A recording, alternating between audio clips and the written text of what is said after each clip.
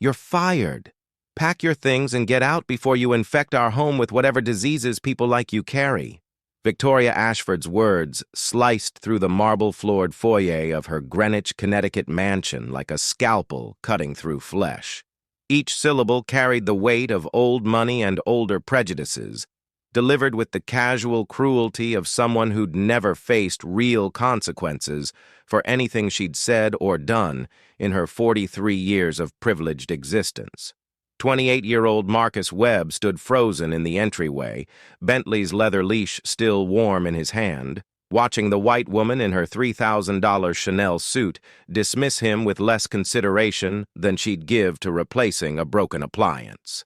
The morning sun streaming through the floor-to-ceiling windows caught the diamonds on Victoria's wrist, a tennis bracelet worth more than Marcus made in 6 months.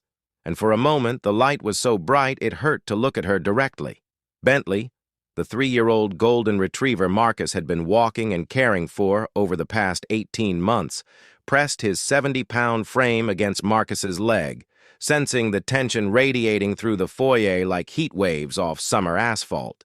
The dog's tail dropped between his legs, and a low whimper escaped his throat. Animals always knew when something was wrong. They felt the shift in energy, the spike of adrenaline, the human emotional weather that people tried to hide behind words and social conventions.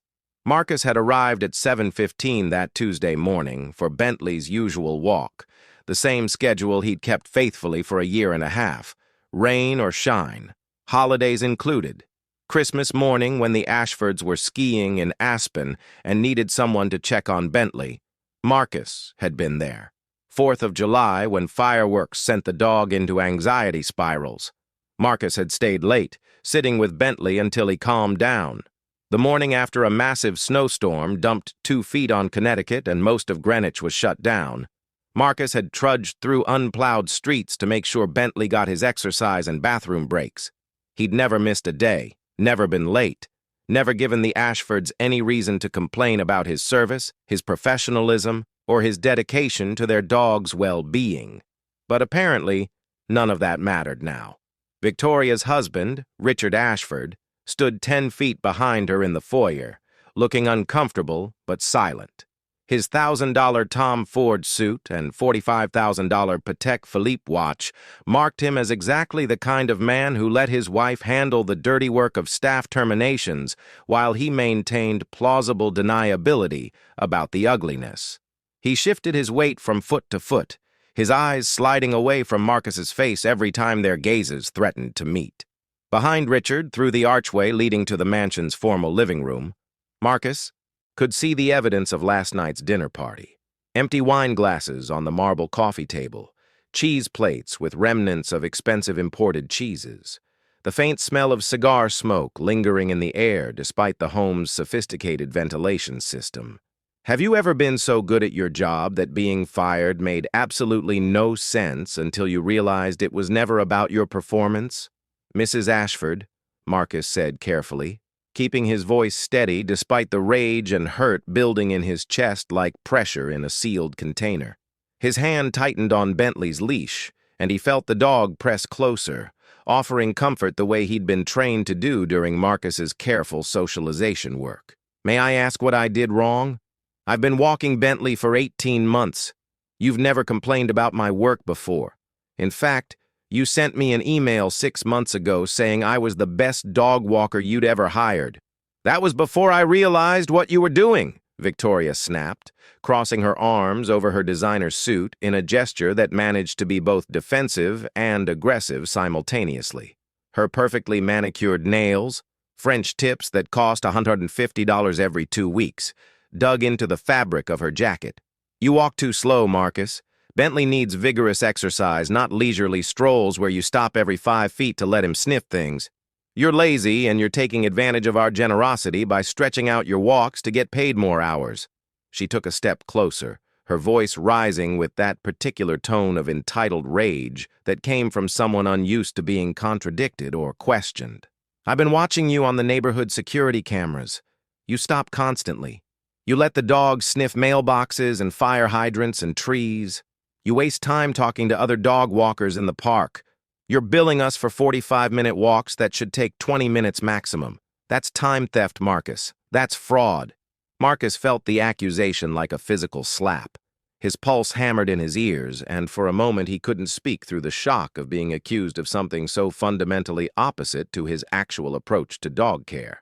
"Mrs. Ashford," he said slowly, choosing each word carefully, "I stopped because Bentley needs mental stimulation. Dogs need to sniff and explore their environment. It's how they process information about the world. Sniffing is enrichment. It's not wasting time. It's proper animal care. Any veterinarian or certified canine behaviorist would tell you that enrichment walks are actually better for dogs than just pure physical exercise without mental engagement." He gestured toward Bentley, who was now sitting pressed against his leg, looking between Marcus and Victoria with worried eyes. "When I started walking Bentley 18 months ago, he had reactivity issues with other dogs. He would lunge and bark and couldn't be taken to the park. He was destructive in the house. You told me he'd chewed 3 couch cushions and 2 pairs of your shoes in the month before you hired me. He had anxiety that was manifesting as behavioral problems." Marcus's voice grew more passionate as he explained, because this was what he cared about. This was the work he took seriously. "I implemented an enrichment-based walking routine. Sniff walks where he could engage his brain. Positive reinforcement training for impulse control. Gradual exposure to triggers in controlled environments. Over 6 months, his reactivity decreased by 90%. He stopped being destructive. You yourself told me he was like a different dog. That wasn't luck, Mrs. Ashford. That was a carefully designed behavior modification program that I implemented during those walks you're now calling fraudulent." "Don't lecture me about my own dog," Victoria interrupted, her voice sharp enough to cut glass. "I don't need a dog walker, especially one like you, telling me what's best for Bentley. I've done my own research. I know what dogs need. And what I've observed over the past few weeks is someone taking advantage of our family's trust and generosity. One like me," Marcus repeated slowly, letting the words hang in the air between them like smoke. "What exactly does that mean, Mrs. Ashford?" Victoria's face flushed red, but she didn't back down or clarify. Instead, she doubled down, her voice getting louder, more aggressive. "It means I should have known better than to hire someone from your background. The agency recommended you despite my initial reservations. I gave you a chance when other families in Greenwich wouldn't have. I opened my home to you. I trusted you with keys to my house, access to my property, responsibility for a member of my family. And this is how you repay that generosity, by stealing from us through deliberate time-wasting and fraudulent billing."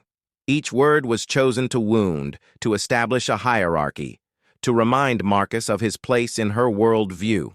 She'd given him a chance. She'd been generous. She'd trusted him despite what her instincts told her. And he'd proven her instincts correct by revealing himself as exactly the kind of person she'd suspected from the beginning. Richard cleared his throat uncomfortably from his position near the archway. "Victoria, maybe we should—" "Don't interrupt me, Richard." Victoria's voice cracked like a whip. "This is my decision. Marcus reports to me. Bentley is my responsibility. And I'm handling this situation." She turned back to Marcus, her ice blue eyes cold and final. "I want you out of my house. Now.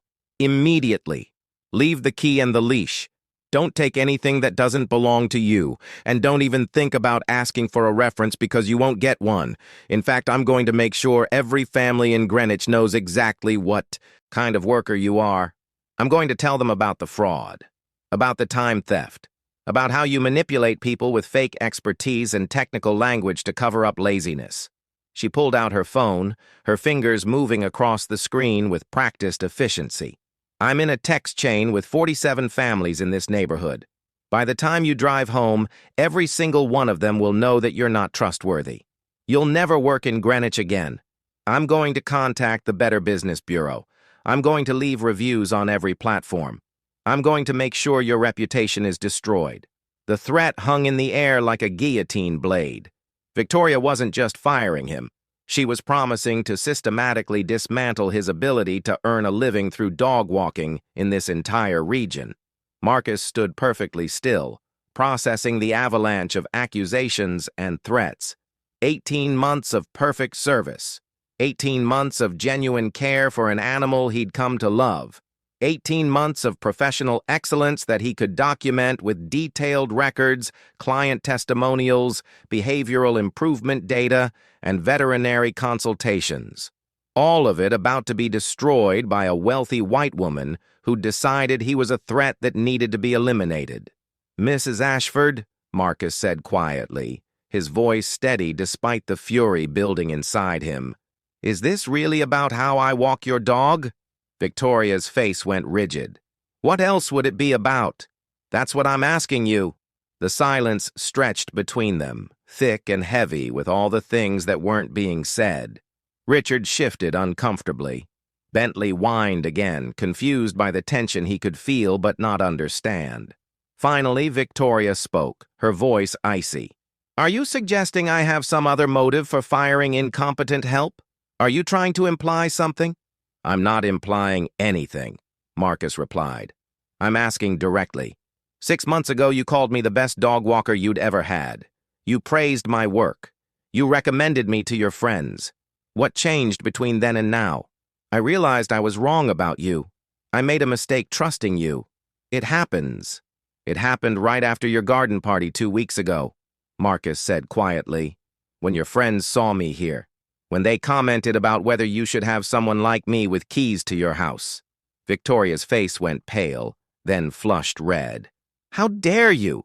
You were eavesdropping on private conversations?" "I was doing my job.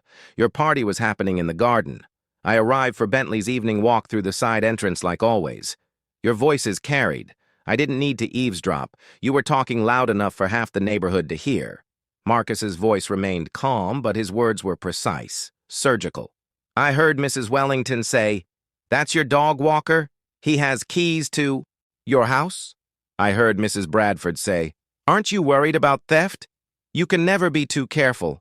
I heard someone else, I don't know who, say, 'I could never let someone like that have access to my home. It's just asking for trouble.'" He looked directly at Victoria. "And I heard you defend me. You said I was excellent at my job. You said Bentley loved me and you trusted me completely. You shut down their concerns. 2 weeks ago, you defended me against your friend's racist implications." Marcus let that word hang in the air. Racist. The thing everyone was thinking but nobody was saying. "So what changed, Mrs. Ashford? Did those comments sit with you afterward? Did your friends keep making little remarks about the risk you were taking? Did they make you feel naive for trusting a black man with access to your home? Did the doubt grow until you started seeing threat where there wasn't any, until you started interpreting my professional expertise as manipulation, until you convinced yourself that their prejudiced assumptions must be based on something real? "Get out!" Victoria hissed, her voice shaking with fury or fear or some combination of both. "Get out of my house right now, before I call the police and tell them you're trespassing, before I tell them you're threatening me." Richard finally stepped forward. "Victoria, for God's sake!" "Stay out of this, Richard. Marcus, I'm giving you 30 seconds to leave my property. 29, 28. Marcus carefully removed the house key from his keyring. His hands were steady, despite the adrenaline coursing through his system. He placed the key on the marble console table by the door, setting it down gently despite the urge to throw it at Victoria's feet. He handed Bentley's leash to Victoria, who took it with obvious distaste, holding it at arm's length as if the leather had been contaminated by his touch. Her fingers barely gripped the loop, her whole body language screaming disgust. Bentley immediately began pulling toward Marcus, his claws scrabbling on the marble floor. A high-pitched whine escaped his throat, the sound of confusion and distress. He didn't understand what was happening. Why was his person leaving? Why was the human who spent every morning with him, who knew exactly where he liked to be scratched behind his ears, who brought him special treats and played his favorite games, walking away? "Bentley, come here!" Victoria commanded, yanking the leash hard enough to make the dog yelp in pain. Marcus felt his hands clench into fists. Every muscle in his body tensed with the urge to step forward, to protect the dog from even that small hurt. But he forced his hands to relax, forced himself to stay still. "Please don't pull him like that," Marcus said, his voice tight with restraint. He responds better to positive reinforcement if you just... I don't need you to... Tell me how to handle my own dog, Victoria snapped. 20, 19, 18. Marcus looked at Bentley one last time. The dog was sitting now, pressed against Victoria's legs, but staring at Marcus with those expressive brown eyes that seemed to be asking a question Marcus couldn't answer. Why are you leaving me? What did I do wrong? When are you coming back? I'm sorry, boy, Marcus whispered, his voice breaking slightly on the words. I'm so sorry. Then he turned and walked out of the Ashford mansion for what he thought was the last time, leaving behind a job he'd loved and a dog he'd cared for like it was his own. Each step toward the door felt like walking through concrete, every instinct screaming at him to turn around, to fight, to refuse to let this happen. But he kept walking. Because what choice did he have? Victoria Ashford had the power, the money, the social connections, and the willingness to destroy him if he resisted. He was just a dog walker, easily replaced, easily forgotten. The heavy front door slammed behind him with the finality of a coffin lid closing. The sound echoed through the quiet Greenwich morning, a sound that seemed to mark the end of something more than just a job. Marcus sat in his 10-year-old Toyota Camry in the circular driveway for a long moment, trying to process what had just happened. His hands gripped the steering wheel so tightly his knuckles went white. Through the mansion's front windows, he could see Bentley pressed against the glass, still looking for him, still not understanding why Marcus had left. 18 months of perfect service, 18 months of genuine care and professional excellence. 18 months of building trust with a dog who'd been anxious and reactive when they first met. 18 months of transforming Bentley into a confident, happy, well-adjusted animal through patient training and enrichment-based care. All of it dismissed in 15 minutes because Victoria Ashford had decided he was too black to be trusted in her house. His phone buzzed. Text from his boss at Paws and Care Pet Services, Janet Morrison. Victoria Ashford just called, says you're fired for time theft and fraud. She's demanding a full refund of 3 months of service fees, $3,600. She's threatening legal action against the agency for employing criminals. Need you to call me ASAP. This is serious, Marcus. Marcus closed his eyes and took a deep breath, trying to calm the rage and fear warring in his chest. Here it came, the cascade of consequences that followed when a wealthy white client decided to destroy you. The lies would spread through Greenwich's tight-knit community of wealthy families. Other clients would drop him out of fear or prejudice or simple social pressure. His reputation would be shredded by someone with money and connections and a willingness to use both as weapons. Janet would have to make a choice between defending him and protecting her business. And businesses always chose survival over justice. His phone rang. Janet, not willing to wait for him to call back. Marcus, I need to hear your side of this. Victoria Ashford is making very serious accusations. Time theft, fraud. She says you were deliberately prolonging walks to charge more hours. She claims she has video evidence from neighborhood security cameras showing you wasting time during walks. Marcus explained everything in precise, factual detail. Bentley's behavioral issues when they started. The enrichment-based walking program he'd designed, the dramatic improvement in the dog's anxiety and reactivity, the emails from Victoria praising his work, the garden party where her friends made racist comments about having a black man with keys to her house, the sudden shift in Victoria's attitude toward him. She's firing me because her wealthy friends made her afraid to have a black employee with access to her home, Marcus said bluntly. Everything else is justification after the fact. The time theft accusations are bullshit and she knows it. I have detailed records of every walk, times, routes, activities, behavioral notes. I can document everything I did and why.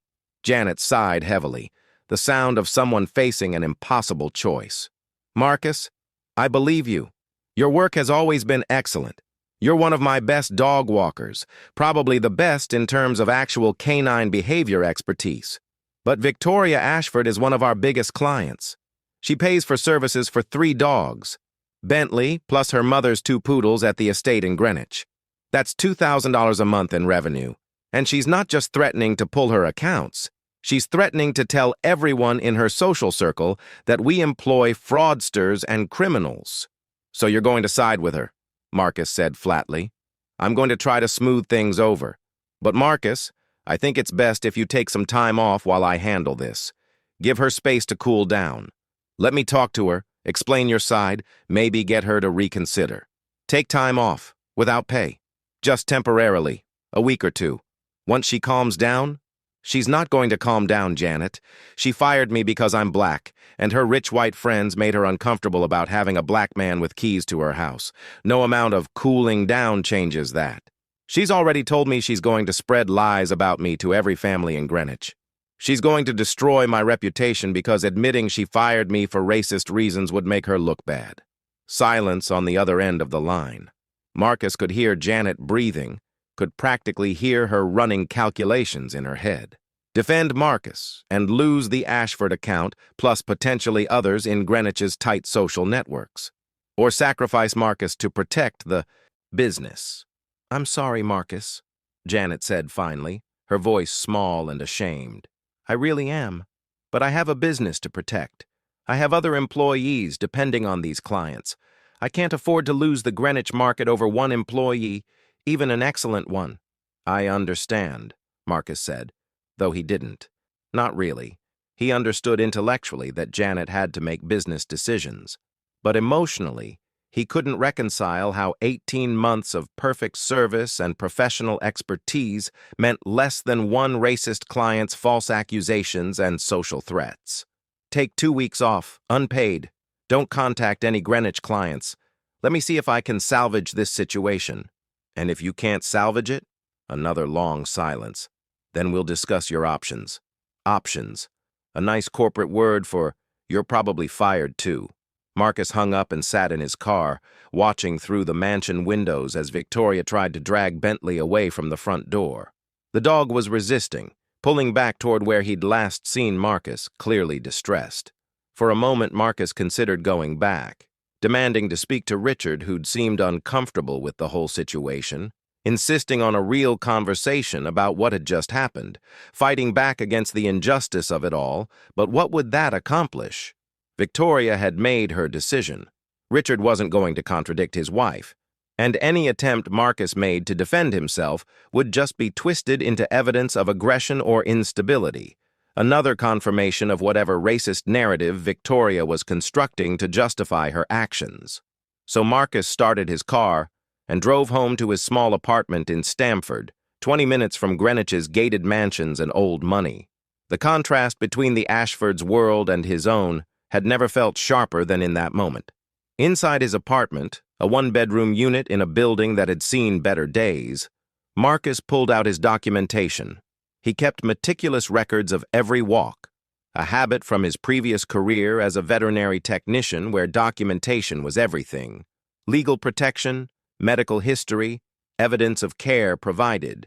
Each walk had a detailed entry in his logbook, date and time, duration of walk, route taken, weather conditions, behavioral observations, training exercises practiced, social interactions with other dogs or people, any concerns or issues, follow-up needed. He flipped through 18 months of entries, perfect records showing exactly what he'd been doing during those 2 slow walks that Victoria accused him of using to commit fraud. March 15th, 2024, 7:15 a.m., 45 minutes.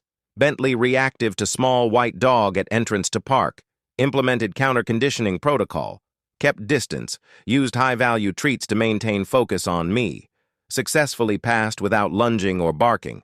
Progress on. Reactivity continues. Weather, 45 degrees, sunny. June 3rd, 2024, 7:15 a.m., 50 minutes. Bentley's left hip showing slight stiffness. Shortened distance, added more frequent rest breaks, called Mrs. Ashford to suggest vet check for possible hip dysplasia. She thanked me for noticing and made appointment. Weather, 68 degrees, partly cloudy, September 22nd, 2024, 7:15 a.m., 40 minutes. Bentley encountered aggressive off-leash dog. Owner had no control. Protected Bentley by creating distance and barrier with my body. Bentley remained calm throughout, significant improvement from reactive behavior 6 months ago. Reminded owner of leash laws. Weather, 72 degrees sunny.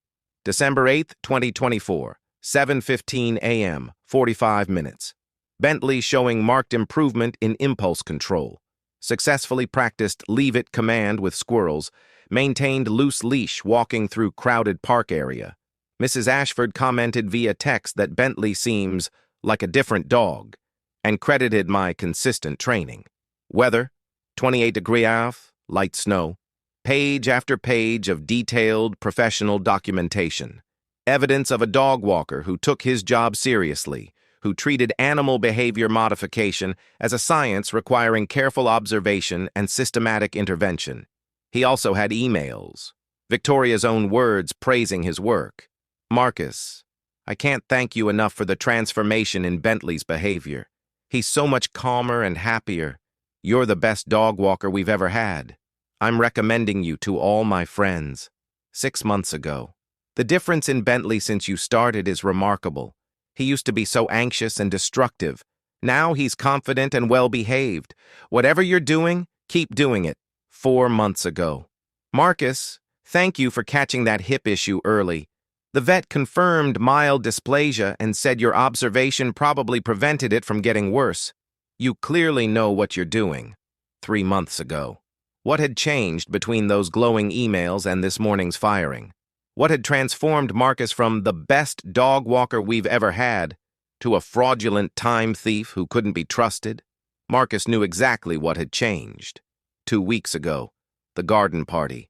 Victoria's wealthy friends seeing a black man with keys to her mansion and expressing their concerns, their fear, their prejudice wrapped in reasonable-sounding questions about risk and trust and proper vetting of service workers. Victoria had defended him at the party. Marcus had heard her pushback against her friend's implications. But those comments had festered. They'd planted seeds of doubt that grew in the darkness of unconscious bias and social pressure. Victoria had started second-guessing her judgment, started seeing threat where there wasn't any, started reinterpreting his professional competence as manipulation, his behavioral expertise as con artistry, his slow walks as time theft, rather than enrichment. By the time she fired him this morning, Victoria had constructed an entire narrative where she was the victim of a scheme and Marcus was the predator who'd been taking advantage of her generosity all along. The fact that none of it was true didn't matter. The fact that she had 18 months of evidence contradicting that narrative didn't matter. What mattered was that her wealthy friends had made her feel stupid for trusting a black man, and firing him was the only way to prove she wasn't naive. Marcus's phone buzzed with a text from his roommate and best friend, Terrell Jackson. "Yo, you good? Janet from your agency just called me asking if I knew where you were. Said something about you being fired. What happened?" Marcus didn't have the energy to explain over text. He called Terrell, who answered on the first ring. "Man, what the hell?" Terrell said immediately. "Janet sounded like you'd committed murder or something. Time theft? Fraud? You're literally the most ethical person I know. You document everything like you're preparing for a criminal trial." Marcus explained the whole situation. Victoria's firing, the accusations, the racism underlying everything, even though it was never explicitly named. "So she fired you for being black, and now she's making up criminal accusations to cover her racism," Terrell summarized bluntly. "And Janet's choosing the racist client over you. Pretty much. That's fucked up, Marcus. That's really fucked up. Yeah. What are you going to do?" Marcus looked at his documentation, his emails, his perfect record of 18 months of excellent service. "I don't know. Fight it, I guess. Try to salvage my reputation. But how do you fight someone with money and social connections who's decided to destroy you? The same way people have always fought," Terrell said quietly. "With truth, with evidence, with witnesses, with the law if necessary. You've got documentation. You've got her own emails praising your work. You've got a clear timeline showing that her attitude changed right after her racist friends got in her head. That's a story, Marcus. That's a case. A case no one will care about because she's rich and I'm just a dog walker." You're not just a dog walker. You're a veterinary professional who's working in dog walking because an injury changed your career path. You're someone who treats animal behavior science seriously.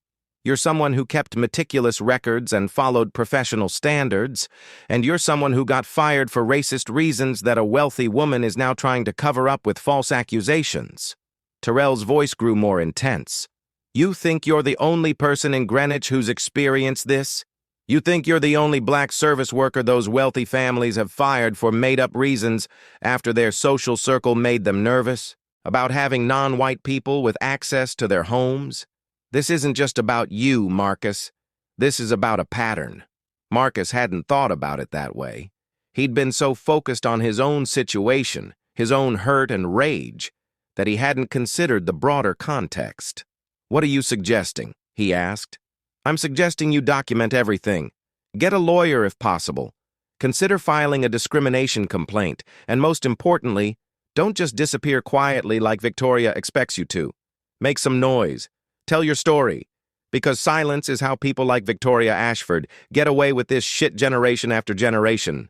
After hanging up with Terrell, Marcus spent the rest of the day organizing his documentation, every walk log, every email, every text message. He created a timeline showing Victoria's praise for his work, contrasted with her sudden shift after the garden party. He compiled behavioral data showing Bentley's measurable improvement under his care. By evening, he had a comprehensive file that told a clear story. Excellent employee, fired for discriminatory reasons, then falsely accused of crimes to justify the termination. But he still didn't know what to do with that file. Who would care? Who would listen? Who had the power to hold Victoria Ashford accountable for anything? His phone rang again. Unknown number. Marcus Webb? A woman's voice, professional and crisp. Yes? My name is Dr. Sarah Chen. I'm a veterinarian at Greenwich Animal Hospital. I've been Bentley Ashford's vet for the past 2 years. Victoria Ashford called me this afternoon in a state of crisis. She says Bentley hasn't eaten since this morning and is showing signs of severe distress. She mentioned that you were his regular walker and that she'd terminated your services. I'm calling to ask if you have any insights into what might be causing Bentley's behavioral changes. Marcus sat up straighter. When you say he hasn't eaten since this morning, do you mean he refused one meal or multiple? Mrs. Ashford called at 2 p.m. She said Bentley refused breakfast, which apparently never happens. He also refused lunch. More concerning, he's been sitting by the front door for hours, occasionally whining. He won't engage with toys, won't respond to commands. Mrs. Ashford tried to walk him herself, and he refused to move, just sat down and wouldn't budge. Marcus closed his eyes, his chest tightening. He doesn't understand why I didn't come back. Dogs don't have a concept of being fired or employment termination. From Bentley's perspective, his person disappeared without explanation. He's waiting for me to come back. That's what I suspected, Dr. Chen said quietly. Mrs. Ashford seems to think he's being manipulative or stubborn. I tried to explain that dogs don't work that way. They don't engage in complex emotional manipulation. But she insisted you must have trained him to be dependent as part of some scheme. That's not how animal behavior works, and she knows it, Marcus said, anger flaring hot in his chest. I didn't train Bentley to bond with me. Bonding happens naturally when you spend quality time with an animal consistently over an extended period, especially when that time involves positive experiences, enrichment, and meeting their behavioral needs. I know, Dr. Chen said. I told her the same thing. Mr. Webb, I need to be direct with you. I'm concerned about Bentley's welfare. Dogs can and do experience what we might call depression or grief when they lose a bonded companion. If he continues refusing food, if his distress escalates, his physical health could be compromised. What do you want me to do? She fired me. She's threatening to destroy my reputation and accusing me of fraud. I can't just show up at her house. I understand the situation is complicated, but I wanted you to be aware of what's happening with Bentley.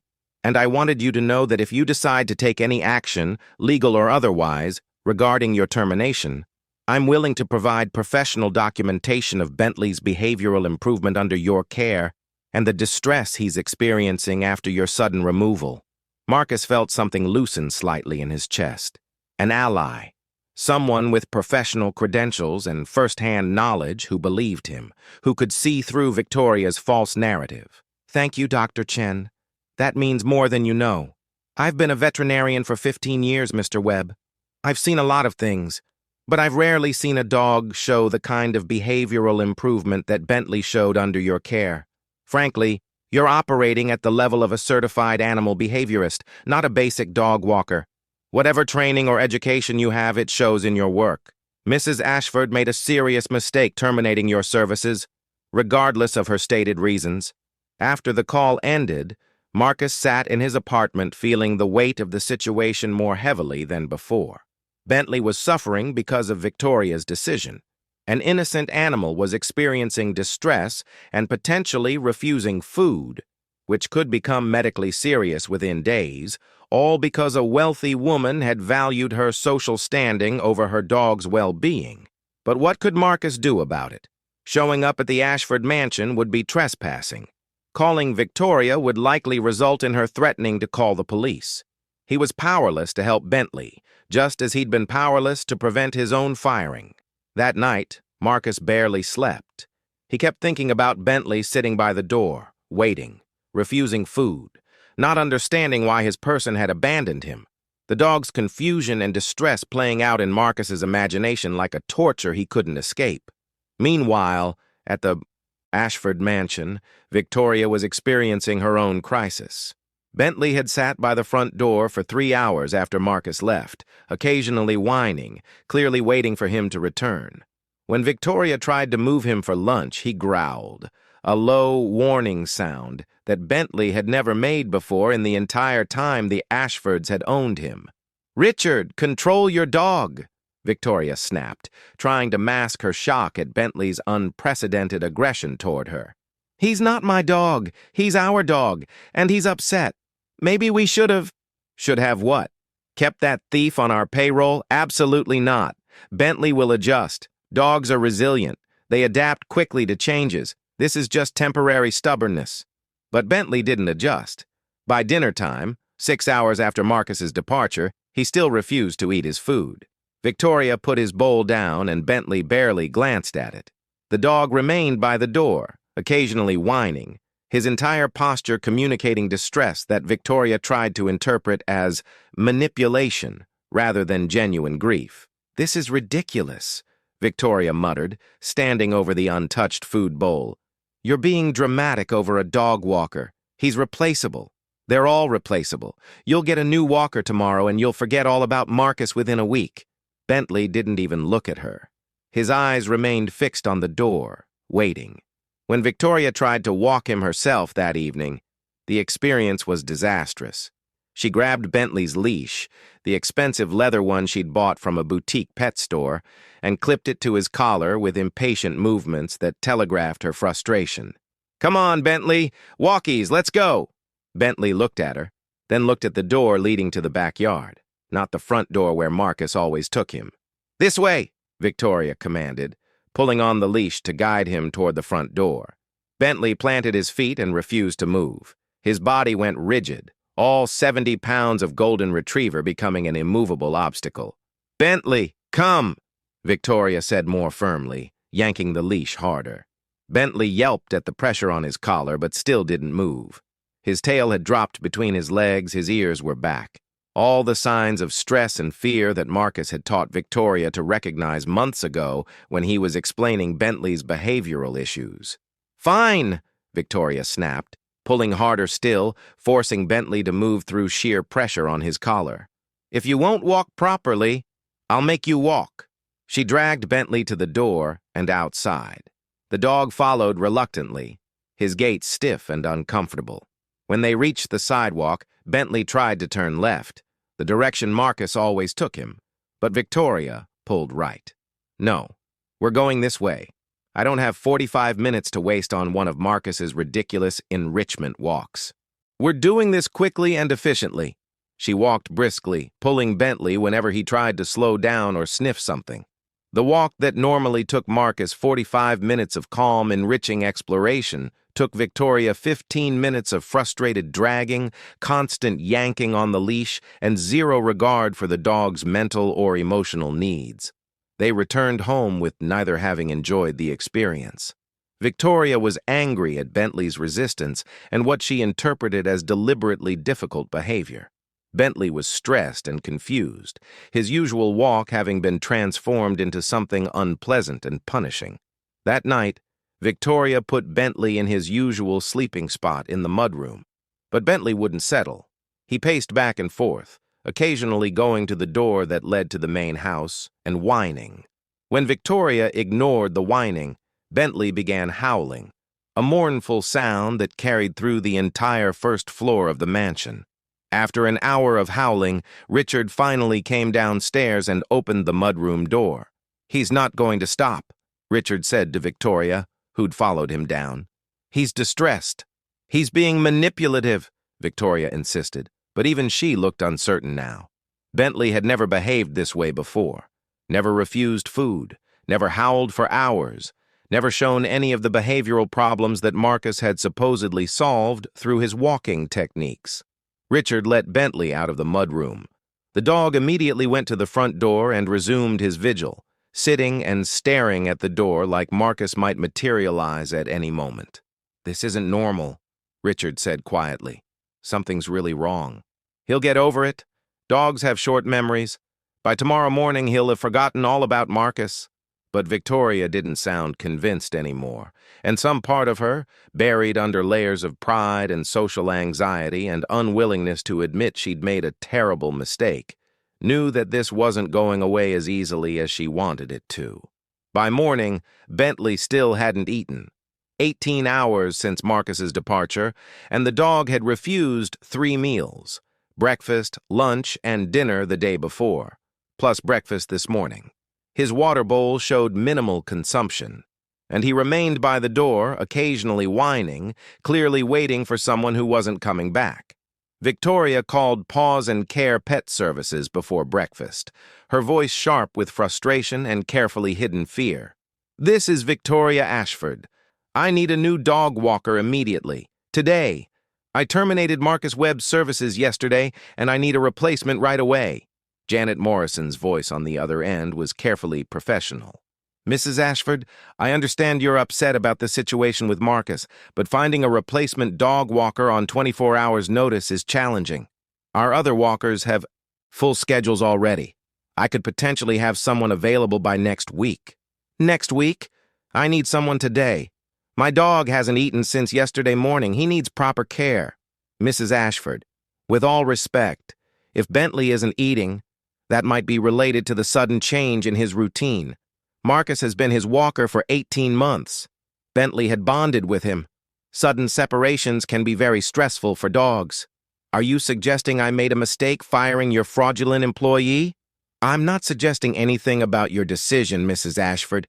I'm simply explaining that from an animal behavior perspective, what you're describing, refusing food, waiting by the door, is consistent with separation distress. It's not unusual when a dog loses a bonded caregiver suddenly. Marcus trained him to be dependent. That's manipulation, not bonding." Janet's voice remained carefully neutral, but there was an edge to her professional tone. "That's not how animal behavior works, Mrs. Ashford. Dogs bond naturally through consistent positive interactions. It's not something that can be artificially created through training, and it's not manipulation. It's basic attachment theory. I don't need a lecture on dog psychology. I need a replacement walker. I can have Ashley Morrison available this afternoon. She's young but well qualified. Dartmouth graduate, excellent references." "Fine. Send her at 2 p.m. Victoria hung up feeling vindicated. See? Marcus was replaceable. Some fresh-faced graduate would come in, walk Bentley properly, efficiently, without wasting time, and Bentley would adjust within days. This whole situation was just temporary drama that would resolve once they established a new routine. But Victoria's confidence was built on a foundation of willful ignorance about what was actually happening with her dog. Ashley Morrison arrived at 2 p.m. in pristine activewear, her blonde ponytail perfect, her smile professionally bright. At 23, she'd been dog walking for 6 months as a side job while studying for her LSAT.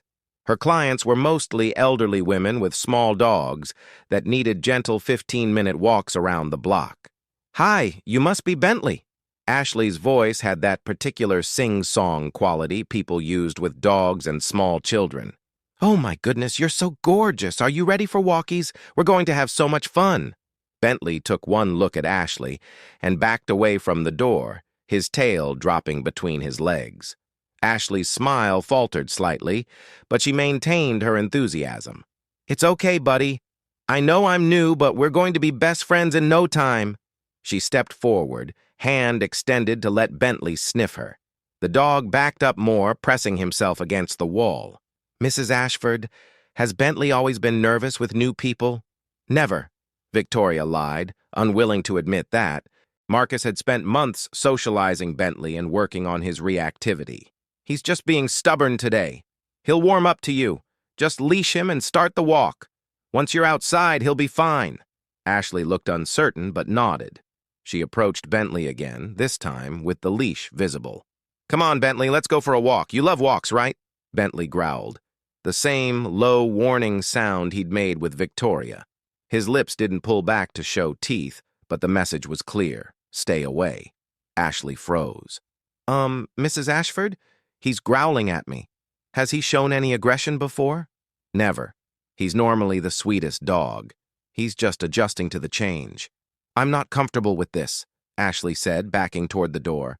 "I don't feel safe handling a dog who's showing aggression. That's a liability issue. If he bites me, he's not going to bite you. He's just being dramatic. Try treats. He loves treats." Ashley pulled out premium dog treats from her bag. Expensive organic biscuits that usually worked on even the most treat-motivated dogs. She held one out to Bentley from a careful distance. "Look, Bentley, treat, yummy treat." Bentley sniffed the air, registering the treat's presence. Then he turned his head away, actively refusing it. Ashley's professional smile finally disappeared completely. "Mrs. Ashford, I'm sorry, but I can't work with a dog who's showing this much resistance and potential aggression. It's not safe for me, and frankly, it's not productive for the dog. Forcing an interaction when he's this stressed would only make things worse. You might need a professional dog trainer or behaviorist, not just a walker." "That's ridiculous. He just needs—" "I have other clients to get to. I'm sorry I couldn't help." Ashley was already moving toward the door, clearly wanting to escape the uncomfortable situation. After Ashley left, Victoria stood in her foyer with Bentley still pressed against the wall, looking miserable and scared, and nothing like the confident, happy dog he'd been just yesterday morning when Marcus arrived for their usual walk. "This is your fault," Victoria said to the dog, her voice sharp with frustration and fear she wouldn't acknowledge. "You're doing this on purpose. You're being manipulative and difficult because Marcus trained you to act this way." Bentley just looked at her with sad eyes that held no manipulation, only confusion and grief. Victoria decided to walk Bentley herself again. This time she was determined to do it properly, which in her mind meant efficiently and quickly. She grabbed the leash and forced it onto Bentley's collar despite his resistance. "We're going for a walk, and you're going to cooperate." The second walk was even worse than the first. Bentley pulled constantly, trying to go in the direction Marcus always took him. When Victoria yanked him back, he yelped. When she tried to make him heel, a command Marcus had been teaching him through positive reinforcement, Bentley sat down and refused to move. The walk that Marcus had turned into an enriching, enjoyable experience became a battle of wills. Victoria pulled and dragged. Bentley resisted and stressed. They covered maybe half a mile in 20 minutes before Victoria gave up and brought them both back home, neither having gotten any benefit from the experience. By evening of day 2, Bentley had gone 36 hours without eating. He'd consumed minimal water. He'd lost weight, visibly. His ribs were starting to show through his usually plump, healthy frame. His golden coat looked dull. His eyes were listless. Richard finally confronted Victoria directly. "We need to call Marcus." "Absolutely not." "Victoria, look at our dog. He's wasting away. He hasn't eaten in a day and a half. The vet said he's fine physically. This is behavioral. It's temporary. How long are you willing to let this continue? How many days of refusing food until you admit we made a mistake?" We didn't make a mistake. I fired an employee who was committing fraud. That's not a mistake. That's proper management of household staff. Richard's voice rose with frustration. He wasn't committing fraud, and you know it. You fired him because Constance and Margaret and the rest of your social circle made you nervous about having a black man with keys to our house. This had nothing to do with his work performance and everything to do with their racism, and yours. Victoria's face went red. How dare you? This has nothing to do with— It has everything to do with it, Richard interrupted, his voice hard with the anger he'd been suppressing since Marcus's firing. I've been married to you for 16 years, Victoria. I know how your social circle works. I know how they operate. They made subtle comments about risk and trust and people like that, and you internalized their prejudice until you couldn't see Marcus as anything but a threat. He gestured toward Bentley, now lying listlessly by the door. And now our dog is suffering because you valued their bigotry over his well-being, because you couldn't stand having your friends question your judgment, because you were more afraid of being seen as naive than you were concerned about the truth. Get out, Victoria hissed. I don't need this from you, too. I'll get out when you admit the truth. Marcus didn't do anything wrong. You fired him for racist reasons. And now you're trying to justify it by making up criminal accusations that you know are false. He was walking too slow.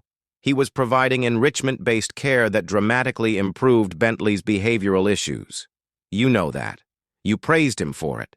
You recommended him to everyone. You have emails calling him the best dog walker we ever had.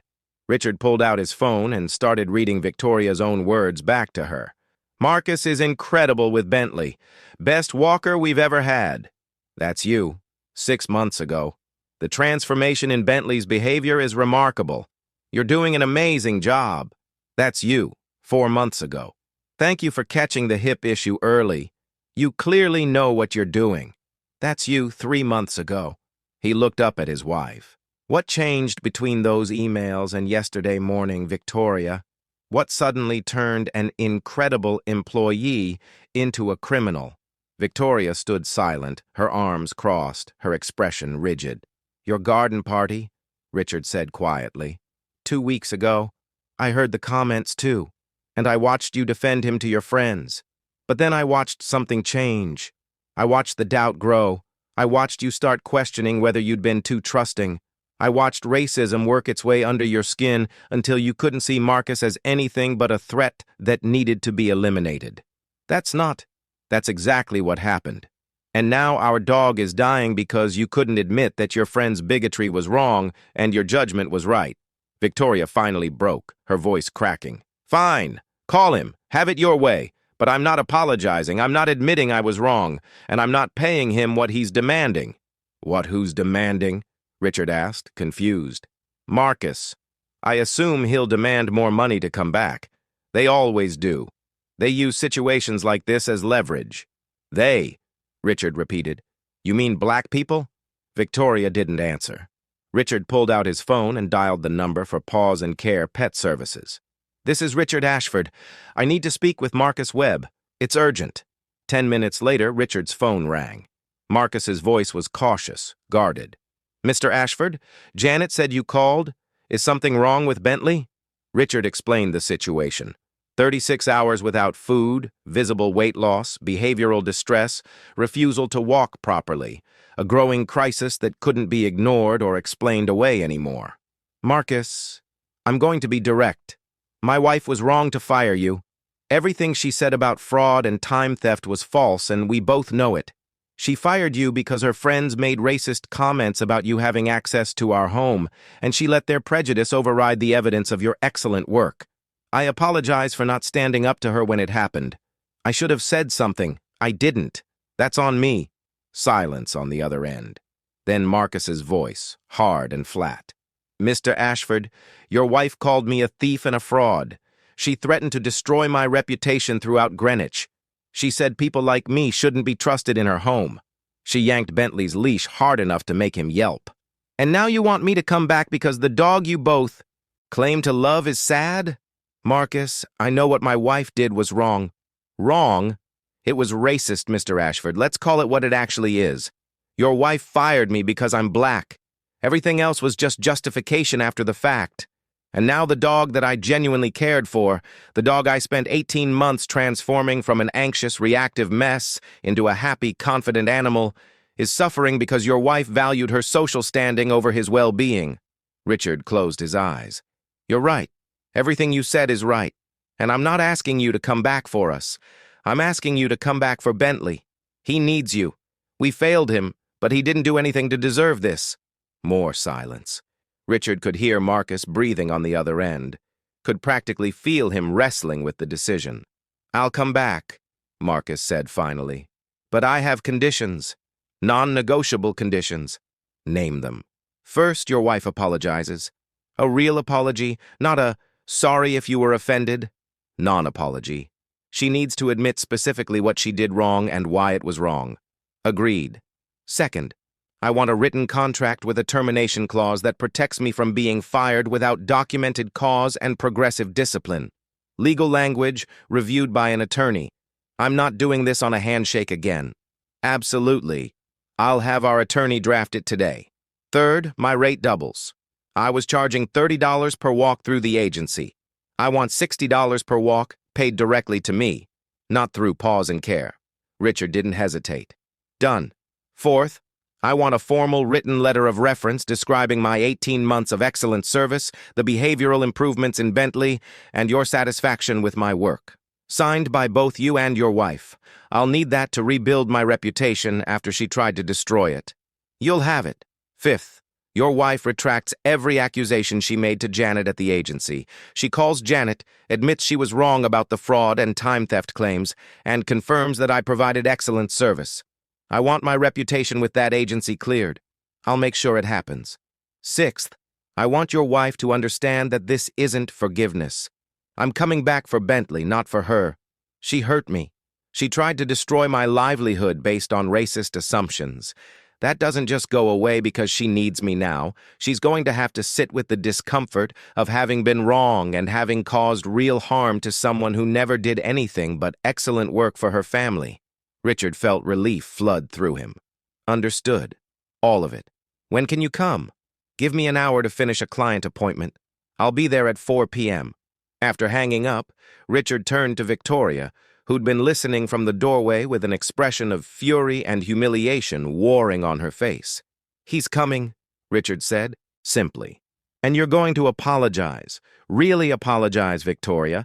Not your usual non-apology where you take no responsibility. You're going to admit what you did, why it was wrong, and how you hurt him. I will not. You will, or I'm calling a divorce attorney tomorrow. I'm done watching you hurt people because you care more about what your bigoted friends think than about basic decency and truth. Apologize to Marcus, or start looking for a good divorce lawyer. Your choice. Victoria stared at him in shock. In 16 years of marriage, Richard had never issued an ultimatum, had never threatened divorce, had never drawn a line in the sand that she couldn't cross without consequences. You're serious, she whispered, completely.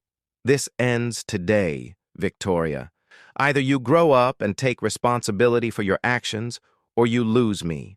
And frankly, you'll lose a lot more than that once word gets out about why I'm divorcing you. Greenwich's social circle might tolerate quiet racism, but they don't tolerate public scandals that reflect badly on them. Victoria sat heavily in a living room chair, her perfect composure finally cracking. For the first time since firing Marcus, she looked at Bentley, really looked at him. The dog she'd claimed to love was visibly suffering, ribs showing, coat dull, eyes lifeless, lying by the door waiting for someone who wasn't coming back because she'd fired him for being black. The weight of what she'd done began to penetrate her carefully constructed justifications. She'd hurt an innocent person based on racist assumptions. She'd prioritized social approval over truth. She'd let her friend's bigotry poison her judgment until she couldn't distinguish between actual risk and imagined threat. And now she was facing consequences, not from Marcus, but from her own husband. The man who'd stood by her for 16 years had finally had enough. I'll apologize, Victoria said quietly. Really apologize. An hour later, Marcus pulled up to the Ashford mansion in his Toyota. every instinct still screaming at him to stay away. This felt like a trap, like walking back into the place where he'd been humiliated and threatened with professional destruction. But Bentley hadn't done anything wrong. Bentley was an innocent animal suffering because adults had made terrible choices. Richard opened the door before Marcus could knock. His face showed relief mixed with shame. "Marcus, thank you for coming. I know this isn't easy." Marcus nodded but didn't speak. He walked into the familiar house that now felt entirely different, hostile and unwelcoming despite the expensive decor and climate-controlled comfort. Victoria stood in the living room, her arms crossed, her posture defensive, but her face showed something Marcus had never seen before, genuine discomfort, and maybe the beginning of shame.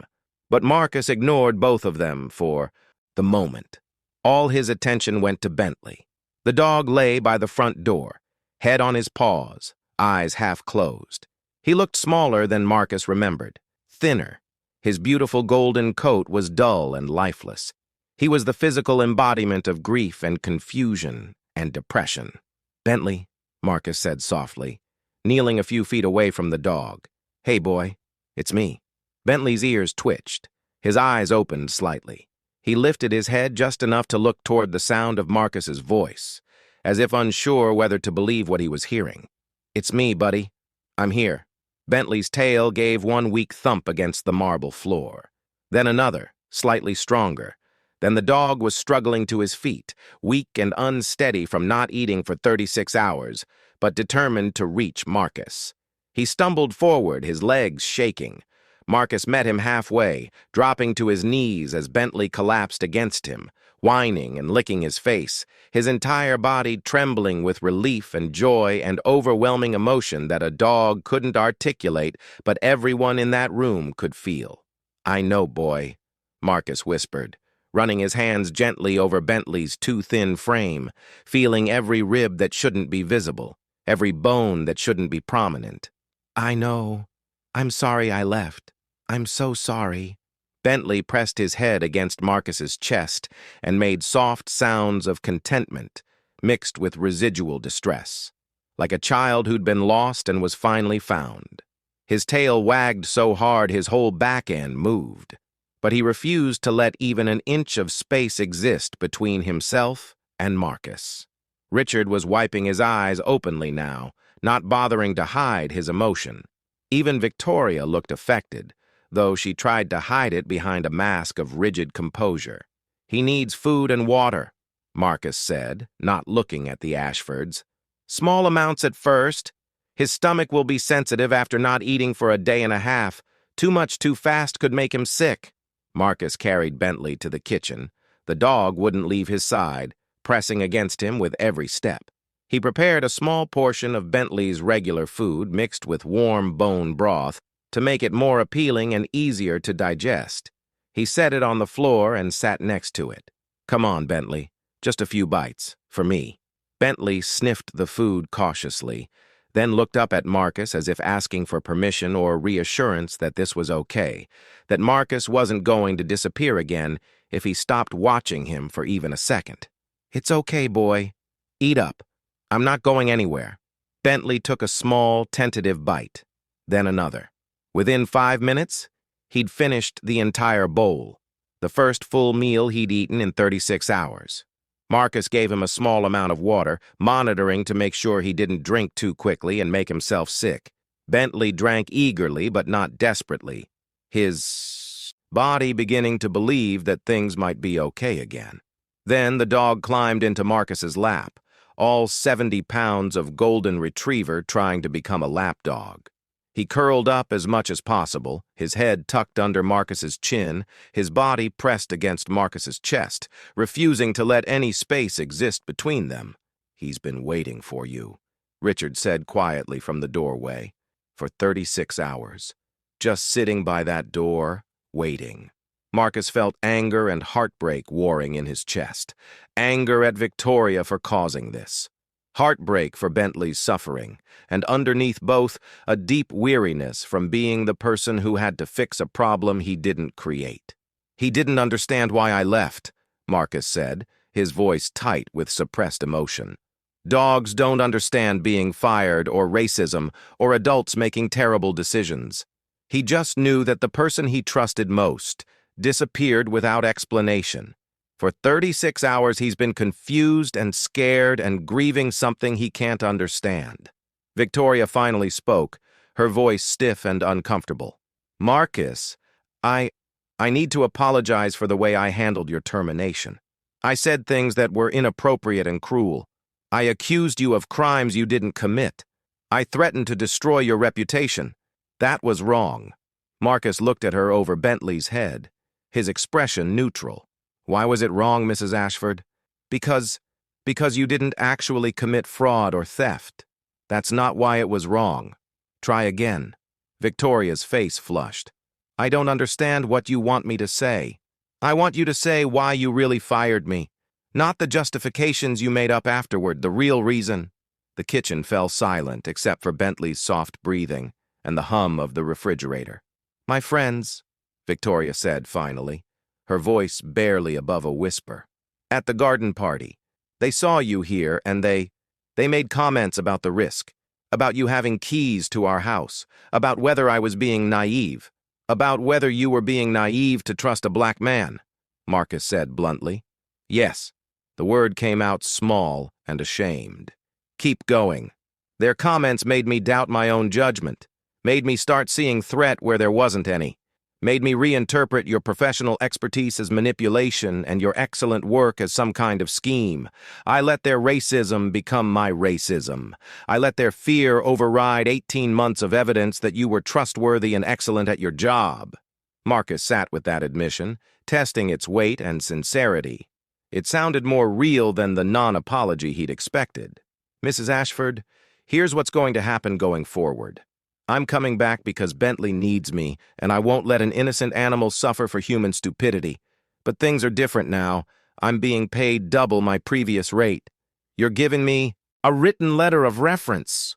You're retracting every accusation to Janet. You're giving me a legal contract that protects me from being fired without cause." He paused, looking directly at Victoria. "And you're going to examine your own prejudices. Really examine them. Because what you did to me is what you're probably doing to every person of color you encounter. You're seeing threats instead of people. You're believing stereotypes instead of evidence. You're making decisions based on racist assumptions rather than facts. And that makes you part of the problem that destroys lives every single day." Victoria nodded, mascara beginning to streak her carefully made-up face as tears started. "I'll do all of that, everything you asked for. And, Marcus, thank you for coming back, for Bentley, despite everything." "I'm not doing this for you," Marcus said bluntly.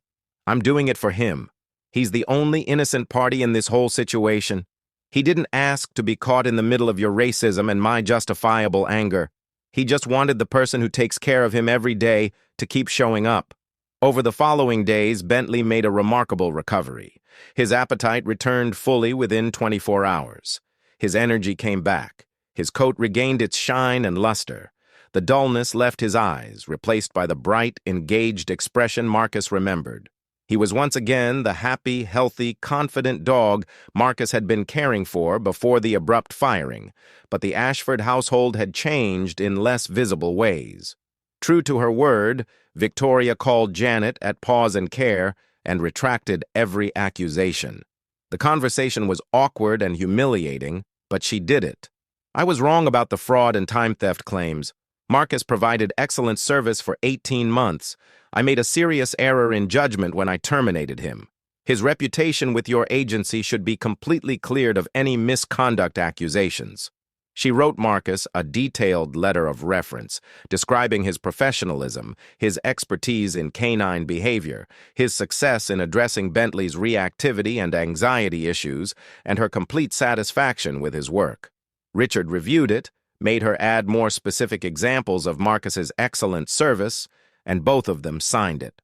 Richard's attorney drafted an employment contract that protected Marcus from termination without documented cause and progressive discipline.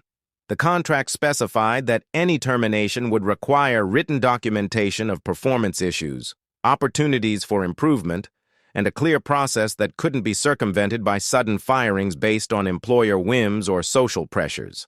Victoria paid Marcus $60 per walk without complaint, double his previous rate.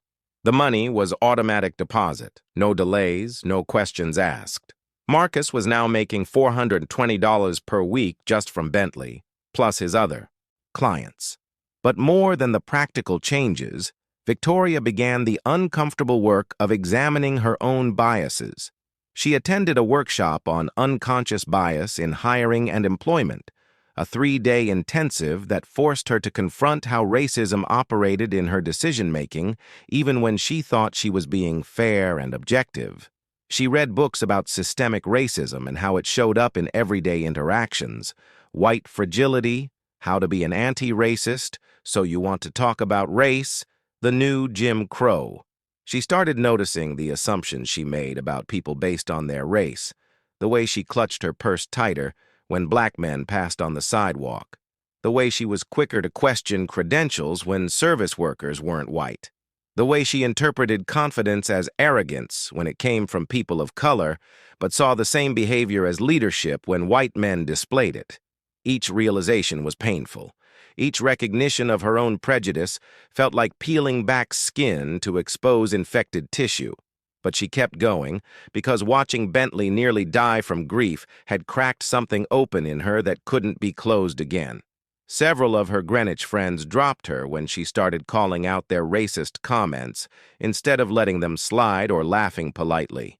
"Victoria, you're being so sensitive lately," Constance Wellington complained after Victoria had challenged a comment about those people moving into Greenwich.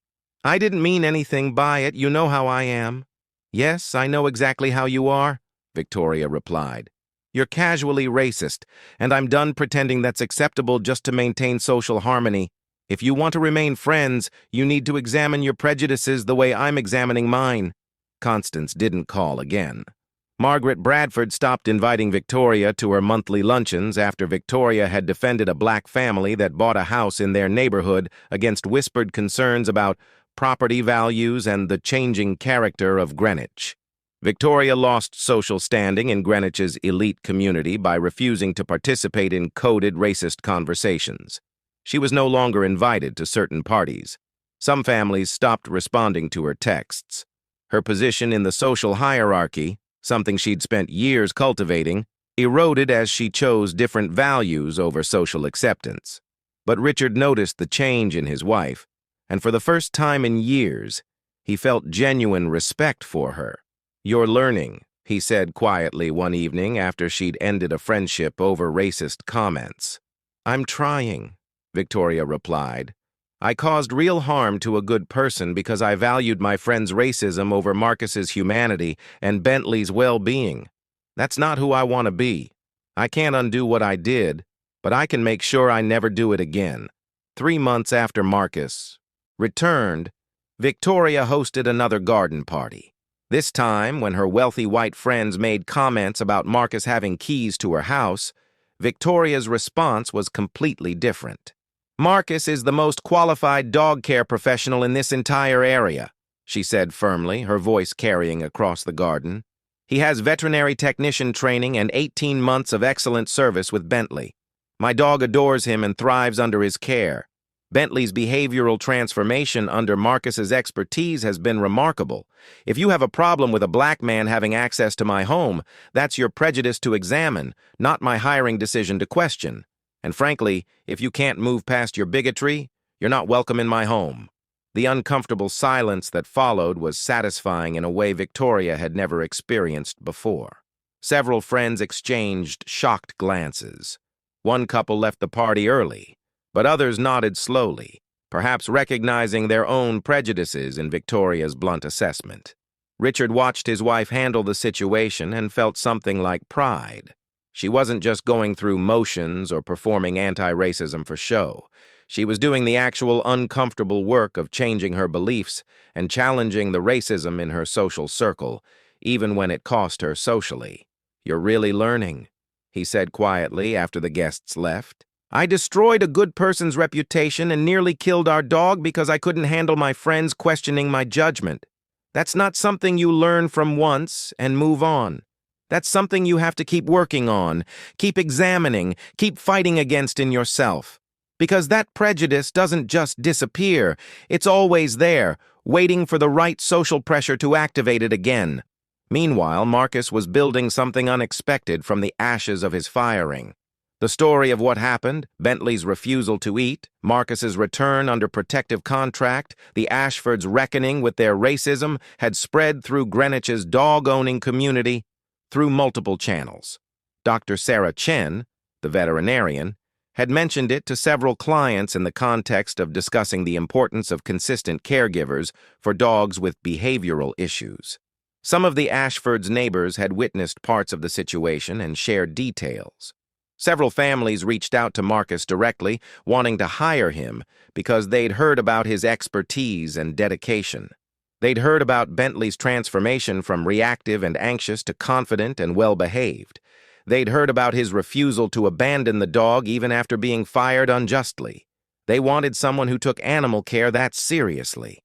Within 3 months, Marcus had enough private clients to leave Paws and Care Pet Services entirely and start his own business. Marcus Webb Professional Pet Care. His rates were triple what he'd charged working for Janet's agency, $90 per walk for standard clients, $120 per walk for clients needing specialized behavioral work. His schedule was fully booked 6 months in advance with a waiting list, and his client contract included explicit protections against racial discrimination and wrongful termination. "I'm not just protecting myself," Marcus explained to Terrell one evening. "I'm creating a model that other service workers can use. A template that says we don't have to accept abuse or discrimination just because we work in service industries. We can demand respect, fair pay, and legal protection." One afternoon, 6 months after being fired, Marcus was walking Bentley along with 3 other dogs from his growing client list. He was passing through Greenwich's downtown area when he saw Ashley Morrison, the young woman who'd briefly replaced him at the Ashfords' house, struggling with a reactive German Shepherd. The dog was lunging and barking at passing dogs, clearly stressed and over threshold. Ashley was yanking the leash and looking near tears, her professional polish completely gone. Marcus approached carefully, keeping his own dogs at a safe distance. "Ashley, right? Need some help?" Ashley looked at him with relief and embarrassment in equal measure. "I don't know what I'm doing wrong. He's so aggressive. I'm afraid he's going to hurt someone." "He's not aggressive. He's stressed and overstimulated. Reactivity looks like aggression, but it comes from fear and anxiety, not malice. Here, let me show you something." Marcus spent 20 minutes teaching Ashley techniques for managing reactive dogs. How to read body language and recognize stress signals before they escalated. How to create distance before reactions occurred using environmental management. How to use high-value rewards to maintain focus during trigger encounters. How to gradually build confidence through systematic desensitization rather than forcing interactions. The same techniques he'd used with Bentley 18 months ago when they'd first started working together. "You're really good at this," Ashley said, sounding amazed as she watched the German Shepherd begin to relax under Marcus's guidance. "Where did you learn all this?" "Veterinary technician training plus 4 years working in animal hospitals before an injury changed my career path. Dog walking isn't just a side job for me. It's a profession I take seriously. I study canine behavior science, attend workshops, consult with veterinary behaviorists. I treat this work the way a doctor treats medicine." Ashley looked ashamed. "Mrs. Ashford told me you were fired for fraud. She said you were unqualified and taking advantage of her. She painted you as incompetent at best, criminal at worst. I believed her without questioning it." "Most people did," Marcus said, "without bitterness. That's how racism works at this level. People are ready to believe the worst about us without evidence, especially when someone with money and social status is making the accusations. It's comfortable to believe her version because examining the alternative means acknowledging how racism operates in spaces we think of as progressive and educated. I'm sorry I believed her without asking more questions. I should have been skeptical. The fact that Bentley reacted so badly to me should have told me something about your relationship with him. Now you know better. Do better going forward. Question assumptions about people, especially when those assumptions align with racist stereotypes. As Marcus walked away with his pack of well-behaved dogs, he felt something like peace settling over him. He'd been fired unjustly. He'd been accused of fraud and theft. He'd been subjected to racist assumptions and casual cruelty. His reputation had been attacked, but he'd also proven his worth in ways that couldn't be denied. He'd saved a dog's life by refusing to abandon him despite the human's failures. He'd built a successful business from the wreckage of injustice. He'd forced people, at least some people, to confront their prejudices and, in Victoria's case, actually begin the work of changing. Most importantly, he demonstrated that excellence and professionalism had power that transcended the social hierarchies that tried to constrain them. A year after being fired, Marcus received an unexpected phone call that would transform his career entirely. Marcus, this is Dr. Sarah Chen. We spoke briefly when Bentley was experiencing his crisis. I'm calling because I'd like to offer you a position at Greenwich Animal Hospital. We're expanding our services to include behavior consultations and training, and frankly, you're the most qualified person for this role. Marcus sat down heavily in his apartment. Dr. Chen, I appreciate the thought, but I don't have the formal credentials for veterinary work. I'm a former vet tech with an injury that ended that career path.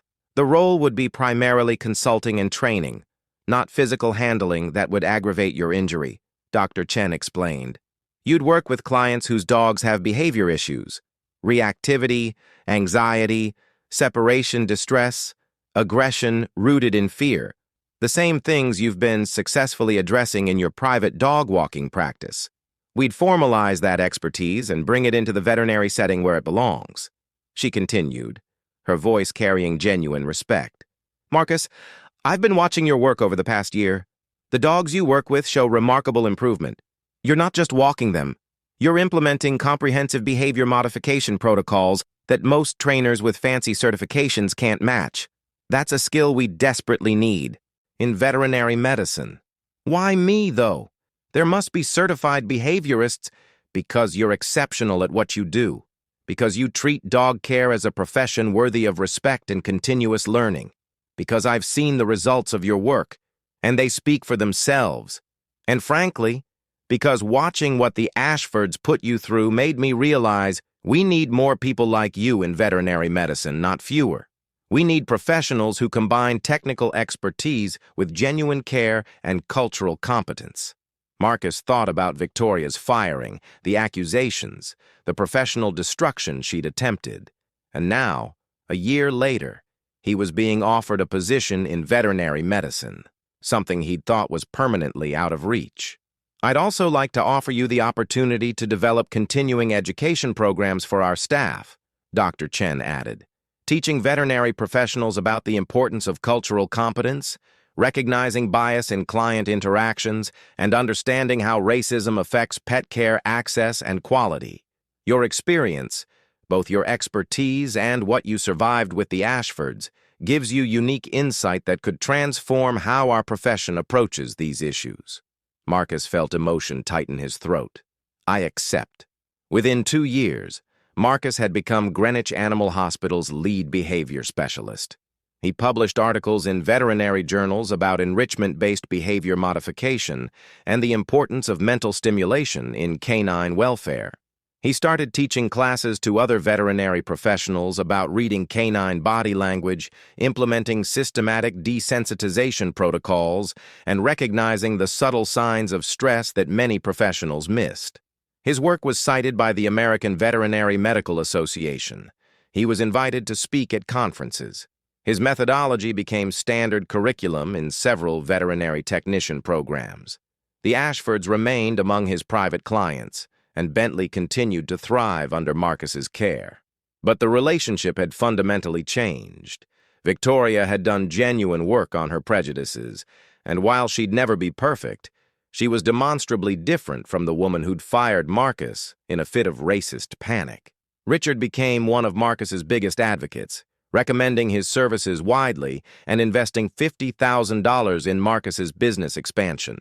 That investment helped Marcus open a small training facility where he could work with reactive dogs in controlled environments. And Bentley, well, Bentley was just happy to have his favorite person back in his life, unaware that his refusal to eat had sparked a reckoning that changed multiple lives and created ripple effects throughout Greenwich's community and the veterinary profession. 5 years after being fired, Marcus stood in his own veterinary behavior clinic, Marcus Webb. Canine Behavioral Health, cutting the ribbon at the grand opening. The clinic specialized in helping dogs with anxiety, reactivity, and trauma, using the enrichment-based methods Marcus had developed over years of practice. Dr. Chen was there, having helped Marcus plan and launch the clinic with consultations and professional connections. Victoria and Richard Ashford attended with Bentley, now 8 years old and still thriving, his golden coat gray around the muzzle, but his eyes still bright and engaged. Janet from Paws and Care came to apologize in person for not standing up for Marcus when it mattered most. Dozens of clients and their dogs filled the space, a testament to the reputation Marcus had built through excellence, dedication, and refusal to let discrimination define his professional worth. The clinic walls displayed Marcus's published articles, his speaking engagement posters, photos of successful behavior modification cases, and thank you letters from clients whose dogs' lives had been transformed by his work. In the center of the waiting room hung a framed quote that encapsulated Marcus's philosophy. "Excellence requires no permission to exist. It simply exists, waiting to be recognized by those wise enough to see it." As Marcus looked around at what he'd created from the ashes of being fired unjustly, he thought about that morning 5 years ago. The humiliation of being dismissed like worthless help. The accusations that had threatened to destroy his reputation. The casual cruelty of being told that people like him couldn't be trusted. Victoria had tried to destroy him because her friends had made her afraid of having a black man with keys to her house. She'd been ready to believe the worst about him despite 18 months of evidence to the contrary. She'd weaponized false accusations of fraud and theft to justify a firing rooted in racial prejudice. But she'd underestimated 2 things: Marcus's competence and a dog's capacity for love and loyalty. Bentley's refusal to eat had been more than a dog grieving his caretaker. It had been a mirror held up to Victoria's prejudices, forcing her to see the real consequences of her racism. She couldn't pretend Marcus was replaceable or unimportant when the dog was literally wasting away without him. Sometimes justice came from unexpected sources.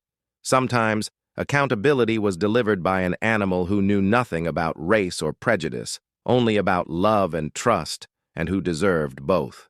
"Thank you all for being here," Marcus said to the gathered crowd, his voice steady and confident. "This clinic exists because I believe every dog deserves care that treats them as an individual with unique needs and inherent worth. That same principle applies to humans. We all deserve to be seen for who we are, not what others assume about us based on appearance or prejudice." He looked at Victoria, who was wiping tears from her eyes. 5 years ago, someone made assumptions about me that weren't true. Those assumptions could have destroyed my career.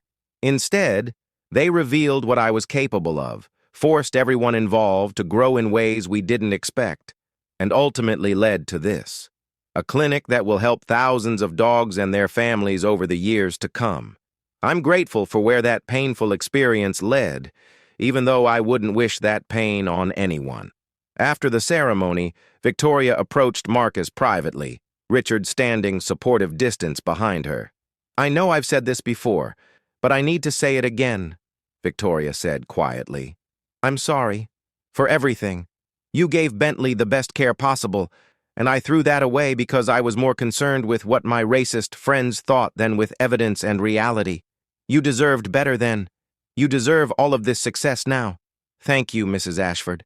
Your apology matters, and your actions over the past 5 years matter even more. You've done real work changing yourself. That's not easy, and it's worth acknowledging. Most people who hurt others the way you hurt me never do that work. They just move on and find new targets for their prejudice." "I learned something important from Bentley's refusal to eat," Victoria said. "Animals can't be gaslit. You can't convince a dog to accept mistreatment or pretend everything's fine when it's not. Bentley knew you were trustworthy and excellent at your job. He knew I was wrong to fire you, and he refused to participate in the lie that you were replaceable or inadequate. She smiled sadly. I wish I'd trusted his judgment from the beginning instead of my friend's prejudices. I wish I'd had the courage then that I'm still working to build now. Growth is a process, not an event, Marcus said. You're doing the work. That matters. As the evening wound down and guests began leaving, Bentley, now a senior dog with considerable gray in his muzzle but still healthy and active, padded over to Marcus and leaned against his legs. The same gesture of trust and affection he'd made 5 years ago when Marcus walked him for the first time. Full circle. From being fired and falsely accused of fraud to owning his own successful clinic. From being told people like him couldn't be trusted to being recognized as an expert in his field and a leader in veterinary behavior science. All because a dog refused to eat. All because an animal's love and loyalty exposed human prejudice for what it was.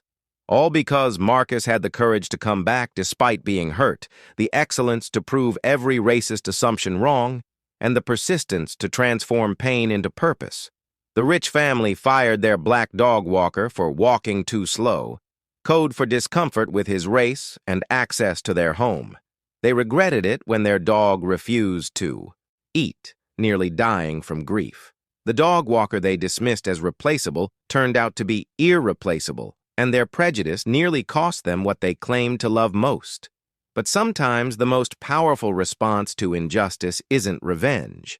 It's excellence that can't be denied, continued despite obstacles, and ultimately transformed into legacy that helps others. Have you witnessed competence questioned based on race rather than results? Have you seen excellent workers dismissed because of prejudice disguised as concerns?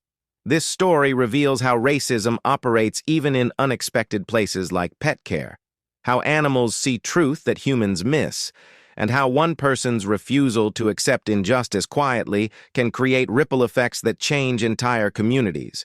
If you believe people should be judged by their work rather than their race, if this story moved you, if you want to see more accounts of dignity and competence triumphing over prejudice, subscribe now to this channel. Share this with someone who needs to understand how discrimination operates in everyday situations. Comment below about times you've witnessed someone's qualifications questioned based on appearance rather than results. These stories happen every day in homes, businesses, interactions across America. Your engagement spreads awareness that excellence comes in every color, that animals often see character more clearly than humans do, and that underestimating someone based on prejudice can have consequences no one anticipated. Hit subscribe. Share this video. Leave your thoughts in the comments, because truth always emerges, often from unexpected sources. Sometimes justice comes from a dog who knows exactly who deserves trust and love, regardless of what prejudiced humans believe.